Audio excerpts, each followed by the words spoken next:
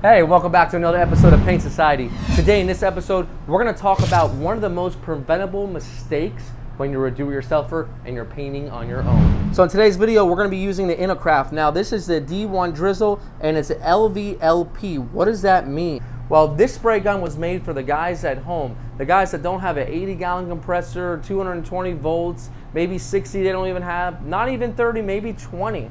I'm not talking 6-gallon compressor. You're gonna have to at least get something halfway decent if you're doing a smaller project. You see, the issue is, guys, that any compressor can spray a spray gun for a certain period of time, but you need that consistent air. And what this does is it doesn't hog that air consistently. So I'm always going to recommend even between a 20 and a 30-gallon compressor. If you're doing just very, very small projects like this, it's going to be something you're going to need. Now let's take a look at this gun. They're saying that they have everything you need in order to get started right away. Let's see if that's true. And as we open this up, again, the high volume, low pressure is going to be LVLP. This is low volume, low pressure. So that's one of the main differences. Now this gun comes in around $110 as of now, 2024. And I will tell you something, I've never in my life with a spray gun seen an air water separator come with the actual unit. We're not going to use it because we have a good system, but this alone can be up to like 15-20 bucks. So pretty cool. And what this does is this will catch any of the compressor's moisture right before it hits the spray gun. So a lot of you guys, they already know that you're going to be using this at home and you're not going to have the best setup, so they included that. Of course, the regulator is something that you're going to need to get started. And of course, the actual spray gun. For a $100 gun, right off the bat, it's not too bad. Now let's get it set up. Let's back this all the way up, almost to the point, and I'll add that the smoothness of this is very nice. So almost all the way out, and then pull the trigger, and then clockwise. A lot of guys, you're missing out on this. You need to do this right away. All the way to the point where it's gonna stop, okay? All right, and that's set it wide open. Now there's no actual dial on here, so you could always use like a marking. So I always like to take a Sharpie so I know where the marking is. And then I'll come here on the fan and I'll make the same mark.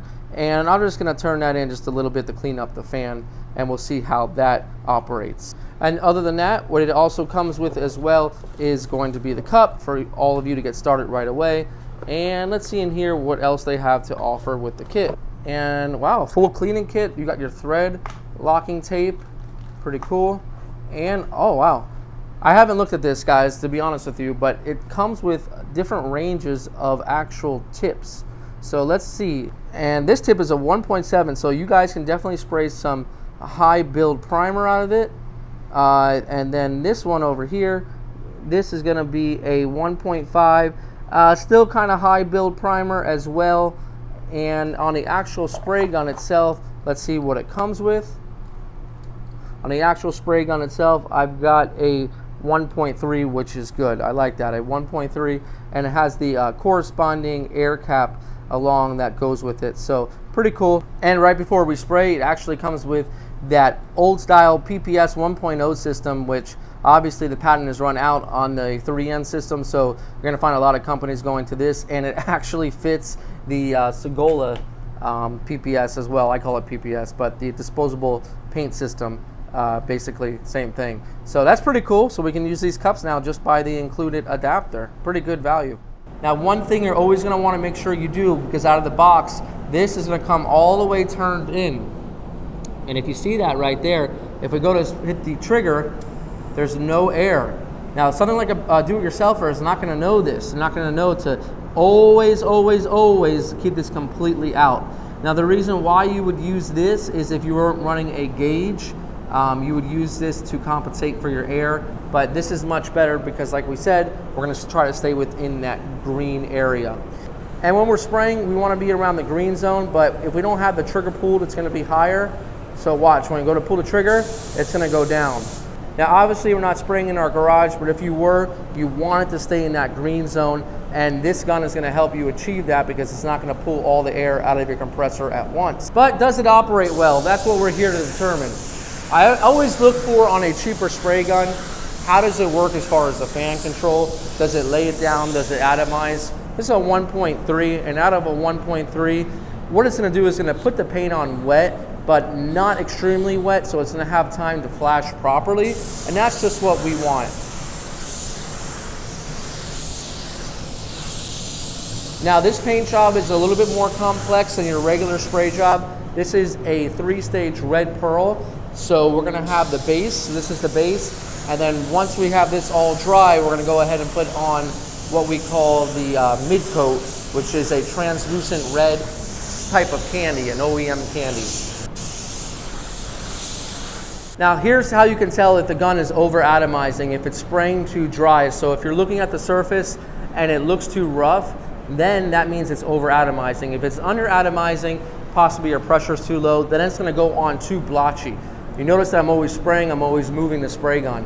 Right now we have the first good coat on. We're gonna give it another 5 minutes before we hit up the second coat. The bumper cover is completely flashed off now after 5 minutes. We're ready for that second coat.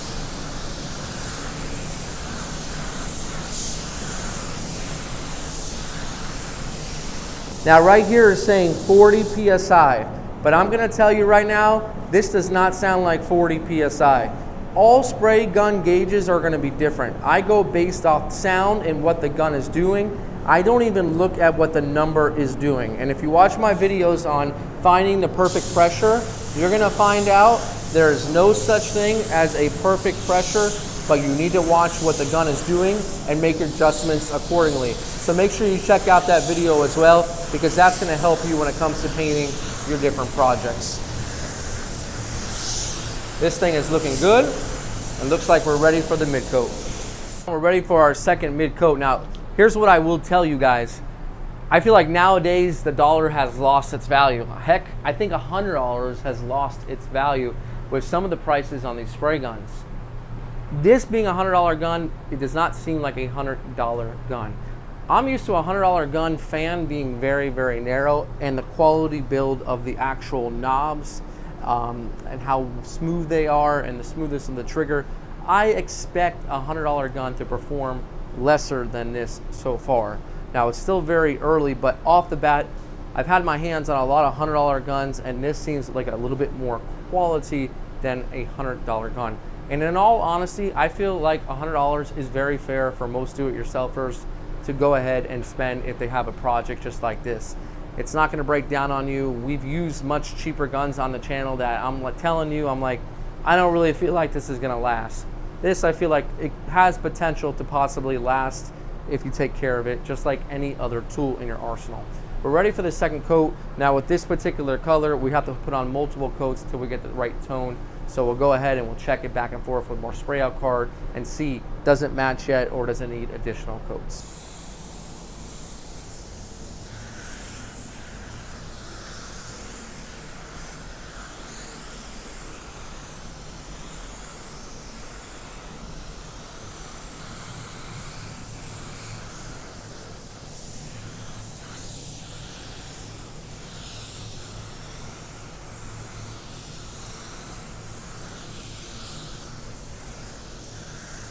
All right, beautiful first coat. Now, whenever I do one of these guys, always, I do a spray out as I spray. I already know this color matches the car, but I also have to do a spray out because each and every time you do it, it's gonna be just a little bit different. I'm assuming it's gonna be about 2 more coats. One thing you don't wanna do with this mid is put it on before it's done drying, because then it's just gonna sink right into the paint that's already on there and we won't be able to build up on the foundation.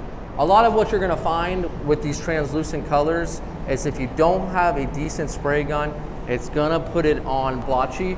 And by blotchy, it's gonna put it on that way because it's gonna be sputtering almost, and it's not gonna be a nice smooth fan pattern. And that is so important when spraying one of these. Now it is a rainy day here in South Florida, and this is probably the worst way to check color. But I know that what I'm doing here, because I know the color. See that rear bumper, how dark that is? That's factory match. That's really bad. I'm telling you that's a factory match because they're all the same. So over here, we can see it's still too light, and I'm gonna have to wash off my spray out card. But it's not that bad. Maybe another coat and a half, 2 coats, and it should be good. But it's definitely gonna be a lot better than that. And what are you guys thinking? 2 more? I'm thinking 2 more, and more so because the rear is dark, and I'd rather have a little bit darker than just a little bit lighter. And when the sun comes out on here, trust me, it's gonna shine through and it's gonna lighten up that color. If you don't have enough mid on there, it's gonna look orange because the red and that silverish metallic that we put on before, when they combine, it looks orange unless you have enough mid coat on.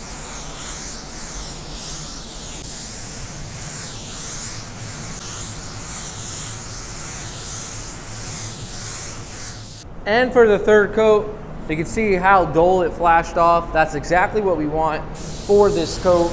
And now at this point, we'll do our spray out card with that third coat. We'll check the color and then we'll see, hey, is this good enough for clear coat? And then if it is, we'll put this bad boy to the test. But yeah, again guys, $100, there's a lot of spray guns on the market.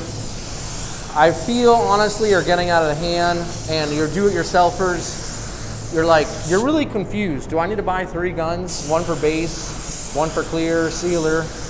You only really need to buy 2 guns. One for primer and one for the rest of the painting. You don't want to mix up your primer, even though you can spray primer with this. Maybe you want to make this your primer gun. But you don't want to mix up your primer gun with your base and your clear coat gun. I tell you that much. But let's go ahead and check the color. Out in the rain we go again. It hasn't rained out here in sunny South Florida in a very long time, but we're expecting a lot of rain here. So again, that's the match on the rear. And I put a little bit of wax and grease on here. And let's take a look here. Yep. Of course, angle is everything, so if you don't have the right angle, it's not going to appear to be proper. But in all honesty, it needs one more coat. Yeah, it needs one more coat. And that's one more coat. Now, you're gonna say, Brian, why don't you just pull into the shop? Yeah, I could, but believe it or not, I'll tell you this much. This rainy day is better natural lighting than anything inside that shop with fluorescent lighting, because it's gonna show you truly what it looks like. You know, the car is not gonna live underneath the fluorescent light every single moment. You need to see it in its natural state. Now, this car does have different couple tones. You can see that the mirror is obviously a little bit darker. So if I'm gonna go lighter or darker, if it's not gonna be perfect, I'm gonna venture on a little bit of the darker side. And there's always, almost every single bumper I do, I'm like, ah, God, I wish I would have put one more coat on. And even at that, that's a touch, I would say it's a touch light. So I'll show you what I'm gonna do right now. So I already put that extra coat that we just saw on the spray out, and I don't have enough here for like a whole coat. So you can just hit up the edges here. So I'm just gonna hit up the edges and just darken this up just a little bit. And what that's gonna do is just basically help me get to where I wanna be. So everything that you do on the bumper, it has to be completely mimicked on the spray out card. And again, I need to do this as I'm painting in order to make sure it's gonna match. Before, back in the day, I'd paint it and then I just pray that it's gonna match. I mean, I don't think anyone does that anymore. Just pray that it matches. You gotta visually see it before you clear it, or else you're wasting time, money, and materials, obviously. So I think this is gonna be it. I don't wanna overdo it. Like I said, I got one extra coat here on the sides here. That's gonna darken her up just a little bit. And I think that she's gonna be good. So let's go ahead and get this thing all cleared up using the same exact spray gun.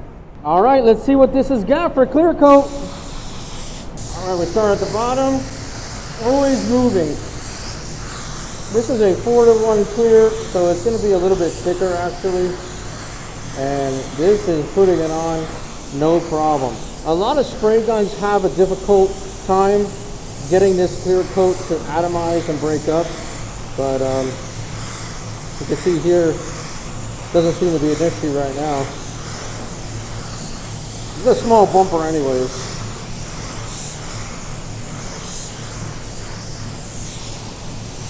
See that? Beautiful. Beautiful. First coat. Not that bad. Keep it moving. I'm about 4 inches away from the surface. You can either go close and fast or further away or further away and slower. I prefer to move. On bumper covers, I move a little bit faster. Alright, that's it. And I got enough in the Segola cup for the rest. Not too wet, but wet enough. I like it. I like it, I like it. Man, I get really excited when I find a cheap gun that performs well. And this is exactly what I got here. Let's lay on 2 coats. That's all you're gonna need for a bumper cover. I'm gonna slow down just a touch and get that paint on there. Since now it's first coat's like glue. Let's roll.